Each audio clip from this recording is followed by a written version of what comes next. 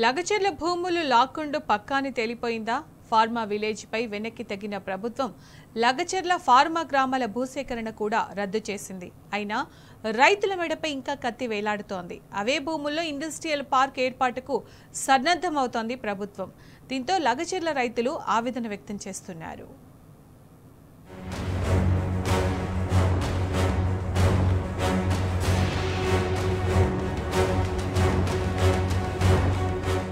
CM Revanth Reddy సొంత నియోజకవర్గం కొడంగల్లోని లగచెర్ల రైతులు తమ భూములను కాపాడుకునేందుకు చేసిన పోరాటం వృధా అయింది. భూసేకరణపై ప్రభుత్వం ఒక్క రోజులోనే మాట తప్పింది. ఫార్మా విలేజ్ ఏర్పాటు ప్రతిపాదనను విరమించుకుంటున్నట్లు చెప్పి మల్టీపర్పస్ ఇండస్ట్రియల్ పార్క్ ఏర్పాటు చేస్తామని ప్రకటించింది. అంటే లగచెర్లలోని రైతుల నుంచి భూములను గుంజుకోవటం పక్కా అని తేల్చి చెప్పింది. పంటలు పండే భూముల్లో పరిశ్రమలు ఏర్పాటు చేస్తామని తేల్చి చెప్పింది. ఈ మేరకు పరిశ్రమల శాఖ శుక్రవారం ఒక నోటు విడుదల చేసింది.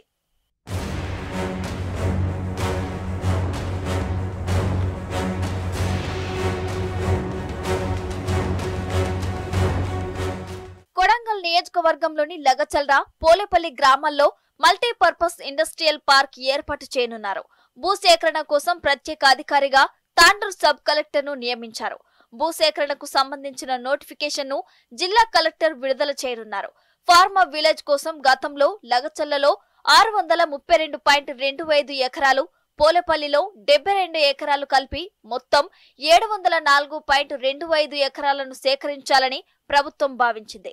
ఇప్పుడు ఇండస్ట్రియల్ పార్కు కోసం ఏ మేరకు భూములను సేకరిస్తారన్నది చర్చనీయాంశంగా మారింది.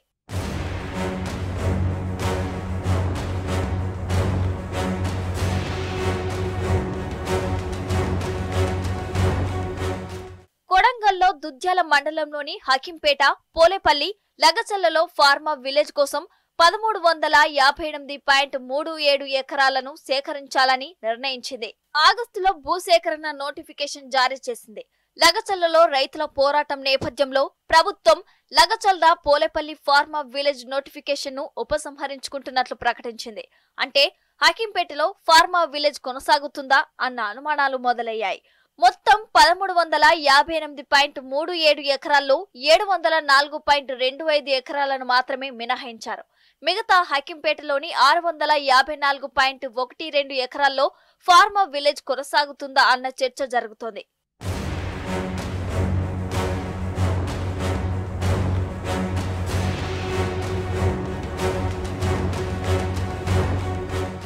లగచెర్లలో జరిగిన ఘటన భూములు పోతున్నాయన్న ఆవేదనతోనే అన్నది అక్షర సత్యం.